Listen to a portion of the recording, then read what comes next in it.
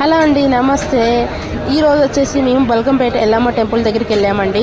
వెళ్ళి వచ్చేటప్పుడు మాకు ఈ విగ్రహాలు అనేది కనిపించాయి. డెకరేషన్ అవుతున్నాయండి. మన వినాయక చవితి కోసం ముస్తాబ్ అవుతున్న దేవుళ్ళు అండి.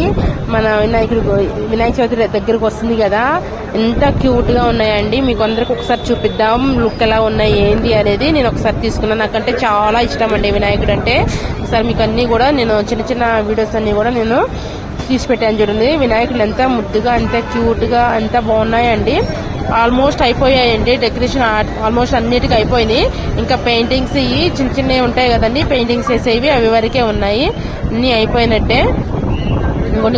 కొన్నిటికేమో దేవుళ్ళకి కళ్ళు ఇట్లా కొంచెం పంచ ఇలాంటి వేసేవి ఉన్నాయి అంతే.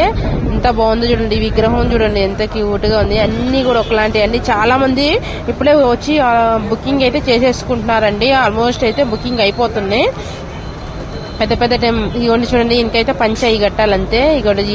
ఈ వినాయకుడు చూడండి ఎంత క్యూట్. నెత్తి మీద శివుడు, ఎన్ని వినాయకులు ఉన్నాయని చూడండి. ఒక్కొక్క దేవుడు మీద ఆయనకైతే పంచె కట్టాలండి. ఇప్పుడు వస్తున్నాయి కదా పంచె అందుకని అట్లా ఉంటున్నాయి. ఓకే, చాలా అంటే చాలా బాగున్నాయి. అన్ని కూడా బుకింగ్ అయిపోతున్నాయి. ఆల్మోస్ట్ అయిపోయినట్టే బుకింగ్ అయితే. ఈ విగ్రహం కూడా చాలా అంటే చాలా బాగుందండి.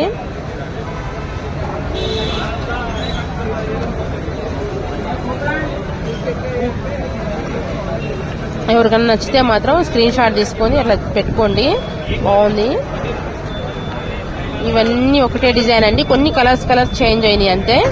డిజైన్ అయితే చాలా బాగున్నాయండి. ఇది కూడా చూడండి ఎట్లా ఉందో, సూపర్ అండి. ఇది కూడా డిజైన్ వెరైటీగా ఉంది. ఇది వచ్చేసి